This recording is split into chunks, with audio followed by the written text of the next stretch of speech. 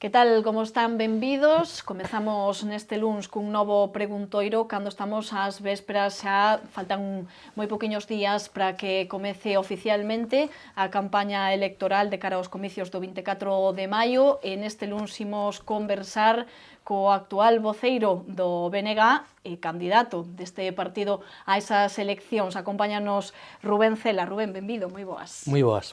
Como dicimos, estamos xa a uns días, o xoves pola noite comeza xa esa campaña oficial, aínda que podemos dicir que xa se está facendo nesta precampaña, xa se está facendo un pouco esa dinámica, non, de cara ás eleccións. Como está agora a situación, como están vivindo dende o BNG? Ademais, sabemos que están vostedes a pé de rúa, que eu xa os vin por aí persoalmente repartindo panfletos. Pois a verdade é que sí, como diste, pois estamos facendo un traballo un pouco de formiguiñas, non? O BNG vai facer unha campaña electoral, está a facer unha precampaña tremendamente austera en medios, en recursos, prácticamente sen gastar ningún diñeiro, e iso hai que suplilo pois, co esforzo militante, non? Nos estamos facendo, eu creo que unha boa precampaña e faremos unha boa campaña electoral, porque o que temos é moitos militantes do BNG, moitas persoas que sin ser militantes pois nos están botando unha man, non? Nos estamos facendo un traballo, como ti ben decías, pois de porta a porta, de persoa a persoa, sabendo, bueno, pois que non vamos a facer pois nin grandes gastos, nin ter grandes locais no centro de Santiago, nin grandes dispendios en publicidade. Renunciamos voluntariamente a mandar o mailing dos sobres cas papeletas, que me parece unha cousa absolutamente arcaica e que, desde o meu punto de vista, non debería estar ni siquiera permitida. E nese sentido, pois, o que estamos suplindo é con moito contacto directo, con moito traballo a pé de rúa e explicando pois, o que para nós é fundamental, as propostas de futuro que o BNG ten para Santiago, presentando a candidatura, que creo que temos unha moi boa candidatura composta por homes e mulleres militantes e non militantes do BNG, e escoitando, non? Que é unha das cuestións que hai que tamén aproveitar para facer en campaña, porque hai moita cidadanía que neses momentos sí que se achega a ti, que igual no resto do ano non o fai, e que che comenta e que che denuncia moitas cousas e que tamén te critica cousas que entende que nós non fixemos ben, e tamén hai outra que, por suposto, pues, tamén che dá os parabéns polo traballo realizado, non? Pois agora nun momento imos afondar en cuestións que teñen que ver coas súas propostas, coas súas ideas de cara a esas eleccións, pero antes de nada preguntarlle polo 1º de maio, se sabemos o venres foi día festivo, cal é a súa idea ou o que vostedes defenden tal día como ese día do traballo? Bueno, o 1º de maio é un día importante, non non só para as persoas que somos de esquerda, sino que eu creo que para o conxunto dos traballadores e das traballadoras, non? Ademais, este ano era o 125 aniversario daqueles acontecementos de Chicago que motivaron precisamente pois, a declaración do 1º de maio como Día da Clase Obreira, non? Eu creo que hai moitos motivos para estar na rúa, non? O BNG está onde sempre estivo, na defensa dos traballadores e das traballadoras, na defensa dos dereitos pois, das persoas máis desprotegidas e que máis están pagando os patos rotos desta crise. Se ti te fixas, pois a maioría dos recortes, a maioría das políticas austericidas non se ceban pois nas grandes fortunas, nos grandes industriais, nos grandes empresarios, sino que se ceban precisamente nas capas sociais pois nas máis baixas, non? Nos traballadores e traballadoras, nos pequenos autónomos, nos pequenos comerciantes, e, por tanto, eu creo que hai máis motivos que nunca para estar na rúa. Hai que pensar que en Santiago agora mesmo temos máis de 8.000 persoas en situación de desemprego, que hai 22.000 persoas en situación de risco de exclusión social, máis de 4.000 nunha situación de pobreza extrema, e, por tanto, nos creemos que é moi importante estar na rúa para reivindicar eses dereitos e tamén nas institucións para empezar a cambiar ese tipo de políticas, non? De feito, nós, ese 1º de maio, que reivindicábamos era un xiro de 180 grados nas políticas municipais, non? Nos comprometíamonos a que, cando gobernemos, unha das primeiras medidas que tomaremos será a creación dun consorcio polo emprego, non? Poder aglutinar pois, os recursos económicos e as inercias que xeneran as diferentes administracións, Concello, Diputación, Xunta, Estado, nunha única dirección. Moitas veces o que vemos é cursillos, por exemplo, que organiza o Concello por un lado, a Diputación por outro, a Xunta por outro, sin ningún tipo de coordinación, que se solapan, e ao final pois, están desperdiciando recursos, non? Por lo tanto, centrar ben as políticas, facer un plan de emprego centrado en 3 segmentos, sobre todo na xente moza, na xente de máis de 50 anos e de xeito transversal nas mulleres, e despois acometer unha serie de medidas para protexer máis a esas persoas máis desprotexidas, non? Que irían pois, desde bonificacións no IBI, en diferentes impostos e tasas, na gratuidade do transporte público para os parados de longa duración, ou a creación dunha liña que non existe actualmente, pois, por exemplo, de subvención para material escolar para os nenos e as nenas pois, de persoas que levan moito tempo no paro, non? Pois precisamente esa era unha das liñas que recollen no seu programa electoral, a que ten que ver co emprego. Outra das liñas ten que ver coa participación cidadá, coa implicación da cidadanía un pouco no desenvolvemento da vida política da cidade. E ademais temos que dicir que é unha idea que parece que se está incluindo nos programas de todos os partidos. Vostede por que pensa que se fai tanto fincapé nesa participación? Creo que se fai tanto fincapé porque a política mudou, non? E ou se dan cales de participación real a poboación ou a poboación non vai a tragar por determinadas cousas coas que se tragou ata agora, non? Por lo tanto, eu creo que a participación ten que ser sí ou sí. Hai algúns que o levamos defendendo moitísimos anos, non? Contra vento e marea, e eu quero recordar que foi o BNG precisamente no ano, creo, se non me falla agora a memoria, no ano 99, quen impulsou desde o Concello de Santiago precisamente a creación dos primeiros consellos de participación cidadá, non? Desde o Consello de Relacións Veciñais, os consellos de participación cidadá en materia de educación, de medio ambiente, de sanidade, precisamente para darlle cabida ao que é o asociacionismo da cidade, a poder trasladarlle o Concello as súas reivindicacións, as súas propostas, pero que tamén puderan fiscalizar mellor o que facía a propia administración, non? Por lo tanto, o problema é que o papel aguanta con todo, non? A min agora que todos os partidos falen de participación, que falen de transparencia e tal, bueno, en fin, o problema é o que se fai o día seguinte, non? Nos temos moi claro que a participación e a transparencia teñen que ser dos elementos fundamentais do próximo mandato, non? A participación, porque eu creo que non se poden volver a facer, por exemplo, os orzamentos municipais sin contar ca opinión da xente. A xente non ten que opinar unha vez cada 4 anos sobre a política municipal. A xente ten que poder opinar pois prácticamente de xeito diario sobre as cuestións que lle incumben, non? Por lo tanto, é razonable que se eu teño un capítulo de investimentos no orzamento para facer obras, para facer equipamentos, pois eu teña en conta a opinión dos veciños e das veciñas dese barrio ou desa parroquia antes de facer algunha actuación nese ámbito, non? Se iso fose así, se se consultase a xente antes de facer as obras, pois o que é evidente é que nunca sería unha prioridade, por exemplo, Carreira do Conde, non? Se preguntaran os veciños e as veciñas de Carreira do Conde ou do Ensanche antes de facer ese investimento, pois seguramente que lle dirían, oiga, quieto parado, non faga eso e faga o favor de arranxar as fochancas que temos aquí, aquí, aquí, e antes que eso hai estas farolas que non funcionan, e antes que eso queremos soterrar o lixo aquí, aquí, porque é máis importante, porque é máis urxente, non?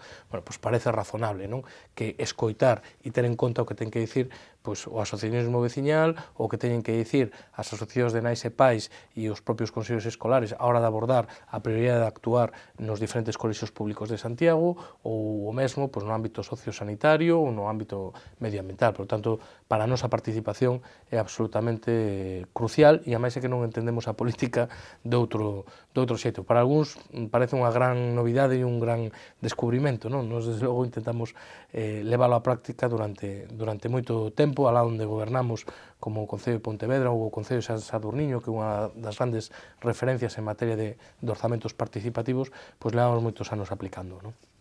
De feito, creo que xa temos conversado algunha vez aquí sobre esta cuestión da participación, desa inclusión nos programas políticos da transparencia, pero volvolle sacar o tema porque precisamente esta fin de semana o PP presentaba algunhas propostas máis do seu programa e facía referencia precisamente a orzamentos participativos, á transparencia. Que lle parece que o inclúan no programa cando vostede ten sido moi crítico con esa transparencia do Partido Popular? Hombre, que si agora vai ser que o Partido Popular é a referencia en materia de transparencia, pois entón apaga e vámonos, non? Si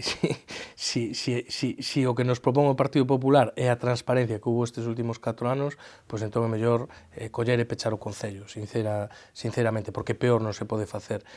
Maior oscurantismo peores prácticas e peor resultado práctico é imposible acadar, non? Por lo tanto, eu creo que, cando menos, o Partido Popular o que debería ter un pouco de humildade e non intentar pontificar e dar leccións de nada, e moito menos nin de ética política, nin de transparencia, nin de participación, porque o que foron estes 4 anos de Partido Popular foron unha absoluta involución en todas esas materias. Puña antes un exemplo. Nos impulsamos desde o goberno de Santiago, cando o BNG tivo responsabilidades, todos eses consellos de participación. O Partido Popular neste mandato deixónos morrer todos por inanición. Todos. Esa é a aposta pola participación do Partido Popular. Pola transparencia. Vou dar outro exemplo. O regulamento do funcionamento do Pleno Municipal di que todos os anos ten que haber un debate do Estado do municipio. Non é optativo, é obrigatorio. Nos demandámoslo por activa e por pasiva, por escrito, mandeille cartas ao alcalde, fixemos preguntas por escrito, porque é obrigatorio.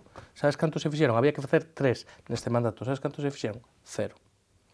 Esa é a aposta pola transparencia. Por eso te digo, o papel aguanta con todo, non? Ahora, mire, antes de que o Partido Popular nos veña a dar aquí leccións ahora de transparencia e de boas prácticas despois de todo o que tivemos que vivir, que foron 4 anos absolutamente negros e que supuxeron pois, unha profunda involución e un retroceso en todo o que tiña que ver pois, con participación cidadá, con boas prácticas, con transparencia, con cuestións que para nós son absolutamente elementais, non? Falando da participación cidadá, mencionaba vostede a importancia do asociacionismo e no seu programa recollen unha idea que ten que ver totalmente co asociacionismo. Querían construir ou montar de alguma maneira unha nave para as asociacións, un espazo común onde tiveran cabida e un lugar para reunirse as distintas asociacións da cidade. Como de viable pode ser esta idea? Pois é perfectamente viable. De feito, non é ninguna ocurrencia, nin ningún invento, ni siquiera do BNG. Isto leva funcionando desde hai moitos anos en moitas outras cidades do Estado español, non? E incluso no caso do Concello de Santiago, pois algo parecido se fixo, pero especificamente no ámbito dos servicios sociais co edificio Caves en Salgueriños, non? Pois a idea é moi simple e aparte está tendo moi boa acollida a todas as asociacións que ya estamos a presentar, non? Que sería poder facer unha gran nave onde houvese como mínimo uns 50, bueno, eso habría que estudialo, non? Pero como mínimo uns 50 despachos que estiveran dotados pois, cun arquivador, cunha mesa, con conexión telefónica e de internet, e, por lo tanto, calquera asociación, pois, imagínate, pois, a asociación pois, de loita contra o cancro, ou a asociación do cineclube non sei que, ou a asociación de veciños de non sei onde, ou a asociación deportiva non sei cuánto, que non ten diñeiro suficiente para pagar os gastos fixos dun local, pois, o aluguer, a luz, a auga, todo iso, ou que se o ten ou podería dedicar a outras cousas, puidera ter un sitio público con limpeza, con servicios básicos garantidos, onde tivera uns mínimos, non? Pois para poder guardar os seus arquivos, que puidera ter uns servicios informáticos mínimos e demais, e todo eso puidera redundar en optimizar as instalacións. Pois tes un único auditorio, tes varias salas de xuntas que se poden utilizar indistintamente polas diferentes asociacións, podes ter servicios comuns pois de recepción de mensaxería, incluso de recepción telefónica, bueno, toda unha serie de cousas que serían moi positivas para o conxunto do asociacionismo, non? Non estamos convencidos de que sería unha boa medida e, desde logo, as entidades que estamos a propor, pois todas coinciden en que sería moi boa cousa e ademais, a experiencia práctica noutros lugares o que demostra que se acaban creando tamén sinerxias moi positivas, non? Porque ao final ti acabas tomando café na máquina pois cunha asociación que igual non coñecías e a base pois, de roce pois acabas facendo algún tipo de actividade conxuntamente ou incluso para o Concello, pois se queres facer un curso de formación, imagínate, en contabilidade para ONGs ou outro tipo de cuestións, de búsqueda de recursos, de subvencións, pois telo todo concentrado, pois sempre facilita moito iso, non? E tamén, por suposto, para os usuarios, non? É un pouco economía de escala no ámbito social, non? Pues falábamos desta nave e así repasando un pouco as propostas que vostedes presentaban a semana pasada e que poidan chamar, algunha idea que poida chamar así a atención. Tamén é curiosa esa idea de facer unha especie de valedoría, podemos dicir, que controlaría os servizos municipais, o funcionamento dos servizos municipais, en o que vostedes aclaraban que non estaría representado a corporación, para que se poida facer unha avaliación. Vamos Como a ver, sería? que eu creo que hai un problema hoxe importante e é que o Concello ten externalizado ou privatizado pois, un número importante de servizos, non? E outros que non están, pois non sempre funcionan como deberán funcionar, non? Entón, un pouco do que se trata é que se, por exemplo, un cidadán, unha cidade ten un problema pois, ca auga, ca recollida do lixo, ca limpeza do seu parque que está ao lado da súa casa, ou con algún outro tipo de servicio municipal que está externalizado, pois a que se teña que dirixir non sexa directamente a empresa concesionaria, non? Porque eso moitas veces pois, ten os problemas que ten, non?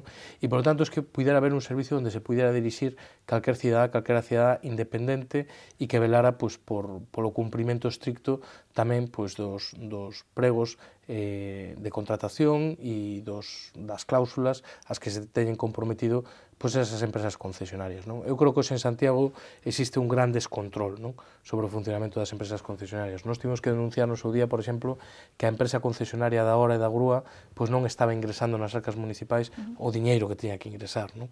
Bueno, eso non é moi normal, non? Por eso nós o que queremos tamén é crear un servicio de inspección dentro do propio Concello que de xeito aleatorio pois hoxe diga, bueno, pois vou a revisar hoxe se a grúa está funcionando como tiña que funcionar, ou vou a revisar se se están limpiando os contenedores como se tiñan que limpiar os contenedores, ou vou a revisar pois se unha reparación da auga se está facendo como se debería ou non se debería, non? E, por lo tanto, que velase polo cumprimento estricto do que teñen pois, asinado contractualmente esas empresas co Concello de Santiago.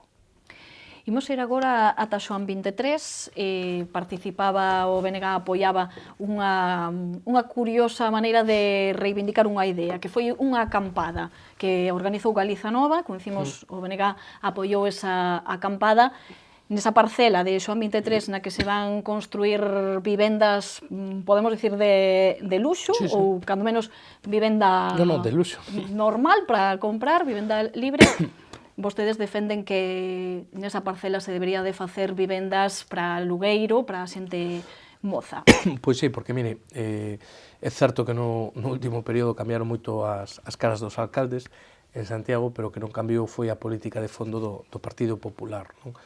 Conde Roa intentou dar un pelotazo na finca do Espiño, pechar o mercado de Amio, Ángel Currás intentou algo parecido en Galeras, e unha das primeiras decisións que tomou Agustín Hernández pois foi, conxuntamente co IGUS, ca Xunta de Galiza, cambiar o uso desa parcela de Xoán 23. Esa parcela de Xoán 23 é unha parcela pública que estaba pensada e dirixida a facer vivenda de protección oficial para xente nova e en réximo de alugueiro, sin opción de compra.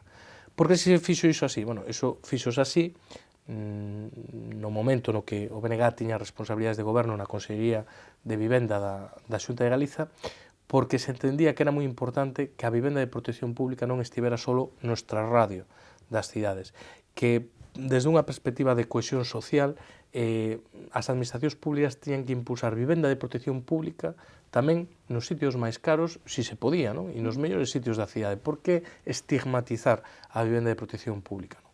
E este era un caso moi claro, non? Onde ademais, pois, date conta que é unha parcela que está a 300 metros da catedral, pois ten un interese especulativo pois máis que evidente, non? E por eso non había opción de compra que esas vivendas. A idea é que tivera moita rotación, estaba nun entorno moi bo, ao carón da Facultade de Medicina, moi cerca do Campus Norte, todo o que ten que ver pois, con farmacia, con enfermería, con económicas, con xornalismo, coas filoloxías, e, polo tanto, pois, para nós tiña moito interés. E esa acampada, pois, bueno, foi unha actuación simbólica para chamar a atención, sobre todo cara á opinión pública, de que hai que pelexar esa parcela, non? Gañamos no seu día aquela batalla contra Conde Roa e a finca do Espiño, gañamos no seu día aquela batalla contra Ángel Currás e o intento de facer esa entrada do parking polo parking de Galeras, e eu creo que esta batalla hai que dala e que tamén a vamos a gañar, non? Esas vivendas teñen que ser públicas, teñen que ser de protección oficial para xente moza e en réxime de alugueiro, e non vivenda, como ti ben dicías, de luxo con vistas á catedral, non? De feito, hai que recordar que a cambio, podemos dicir así, desa parcela para facer as vivendas de luxos, faise unha permuta en Lamas de Abade, onde sí se farían as vivendas protegidas. Claro, o que non fai falta ser arquitecto nin un gran coñecedor do mercado inmobiliario para saber que non é o mismo unhas vivendas en Lamas de Abade que en Xoán 23, non? Claro, a que mandan para Lamas de Abade? La mandan para Lamas de Abade as vendas de protección pública. A que mandan para Xoán 23? Os ricos de Santiago, non? Bueno, esa é a política do PP, nós non coincidimos con esa política, evidentemente. Pois aí quedou esa reivindicación a modo de acampada, xa ten feito as súas reivindicacións máis veces o BNG con respecto a este asunto, pero quedanos pouco tempo, así que xa imos cambiar de cuestión. Quería falar con vostede dese debate que mañá van manter algúns representantes políticos. Vostede xa confirmou a súa participación, o PSOE tamén. Un debate cos traballadores do Concello, e un debate que Agustín Hernández, o alcalde, calificaba nas súas palabras, de postureo político, un simulacro de debate no que xa dixo que el non ia participar porque considera que o PP si está a respostar ás demandas deses traballadores. Como valora vostede esa situación? Eu creo que esas palabras xa se valoran por sí solas, non? E podemos ver cal é o verdadeiro talante deste alcalde. Eu creo que aí sí que se ve realmente quen é Agustín Hernández. Aí sí que non estaba representando ningún papel teatral. Aí é Agustín Hernández en esencia pura, non? Mire, fala de simulacro de debate. Eu creo que o único que houve aquí foi un simulacro de goberno. Eso sí que foi un simulacro de goberno. Ahora, eu creo que é unha falta de respeto, quero dicir. No Concello de Santiago hai preto de 600 traballadores. Os seus representantes, que son os representantes sindicais, decidiron organizar un debate con todas as forzas políticas, onde cada forza política lles puxera directamente aos traballadores do Concello cales son as súas propostas en materia de política de personal. E o alcalde de Santiago non só non vai asistir a ese debate, sino que insulta os traballadores e os seus representantes. Bueno, pois, eu creo que queda perfectamente retratado. Di que non vai porque xa fan moito para os traballadores, por eso, cada 4 xoves, pois temos un número moi importante de traballadores do Concello protestando diante do Pazo de Raxoi, non? Eu creo que se hai alguén damnificado do goberno do Partido Popular estes 4 anos, sin lugar a dúbidas, foron os traballadores e traballadoras do Pazo de Raxoi. Sufriron o máis grosso dos recortes do plan de axuste, con unha vulneración flagrante dos seus dereitos e con unha violación do convenio colectivo e, polo tanto, saltándose a lei, e despois, como vimos en moitas outras ocasións, pois con designacións, como no seu día do secretario de Interventora, que nos costou do peto a escote de toda a veciñanza de Santiago 600.000 euros pola mala práctica do Partido Popular e por traer a dedo, sin facer as cousas como tiñan que facer, a un secretario e un interventor do seu gusto, non? Vimos como en unha sala de roda de prensa un representante do goberno chegou a cuestionar a profesionalidade dun traballador dicindo que participara no seu día en candidaturas do Bloque Nacionalista Galego. O sea, vimos unha infinidade de cuestións desde logo de desprecio, de absolutamente reprobáveis, non? E que aínda por riba, cando che convidan a ir a un debate, pois non só non vas, sino que insultas aos traballadores e traballadoras do teu concello, pois creo que non é precisamente o mellor que pode facer un bo alcalde, non? Eu creo, nós desde logo como Bloque Nacionalista Galego estaremos en calquer sitio que nos chamen para falar. Eu creo que a democracia basease precisamente niso, en que a xente poida escoller, e para que realmente funcione a xente ten que saber que o que escolle, e escolle persoas e escolle proxectos políticos, e o lóxico nunha campaña electoral que en vez de enzarzarnos en cousas que son bastante estériles, é que puidéramos expor todo o mundo con claridade que é o que defende para Santiago, cal é o seu proxecto de cidade, cales son as súas propostas, e cada un terá a súa credibilidade personal e a súa trayectoria, non? E a partir de aí, oiga, que os veciños e as veciñas decidan libremente. Non asistir aos debates? Bueno, pois é unha pena. Eu é a segunda vez que non podo debatir con Agustín Hernández. A primeira, nun debate organizado polo Ateneo de Santiago, onde o alcalde tampouco se dignou a vir a debatir. Creo que non lle debía gustar moito o tema, porque era sobre todo de corrupción, de transparencia, de participación, e creo que non lle debía gustar moito o tema, non? Este tampouco lle debe gustar moito o tema, porque é de dereitos laborais e de política laboral, e creo que aí o ten tamén un pouco complicado. Entón, tampouco vai, non? Entón, bueno, a ver se un día destes podemos debatir con Agustín Hernández. Bueno, parece que o venres nese debate que está organizado con todos os candidatos no Club Financiero, aí sí parece que vai haber oportunidade de debater. Non sei vostede que expectativas ten con respecto a un debate amplo, non? Que vai a ser. Sí, eu creo que está ben, non? Eu creo que cantos máis debates haxe, pois desde logo mellor, non? E nos participaremos en todos os que nos conviden, non? O que é un pouco máis problemático é a propia dialéctica do encontro, non? Ao final vamos a participar 6 formacións políticas, claro, a pouco que fales, pois se falas 3 minutos cada un, pois xa son 20 minutos cada tema, non? Entonces, para poder facer algo que sexa realmente non tedioso para quen está escoitando e que sexa mínimamente dinámico, entendo que a vosa labora dos xornalistas, pois que tampouco non é moi doada, non? E o problema é que moitas veces eses debates, pois máis que debates son monólogos, non? Unha sucesión de monólogos e cunha última quenda pois, de réplica e tal, non? En calquera caso, eso é inevitable, e o que me alegro que haxa debates.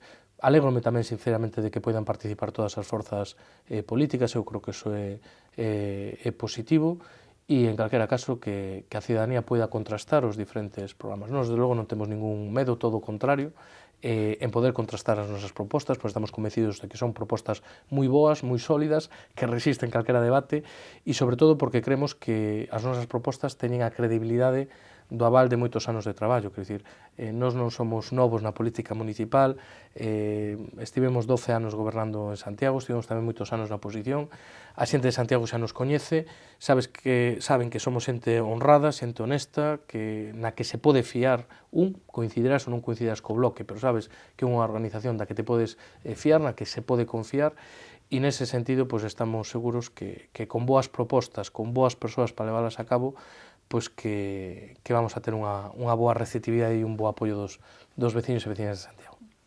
Pois en principio estaremos atentos a ese primeiro debate, ás 6, e como dicimos, aí terá Agustín Hernández, a ver se poden debater algo, como vostede mesmo explica, vai ser un pouco complicado pola propia estructura, pero bueno, veremos que pasa. Rubén, moitas grazas por estar aquí. Nada, moitísimas grazas a vos. Nos deixámoslo aquí e mañá voltamos con máis entrevistas. Graciñas por atendernos.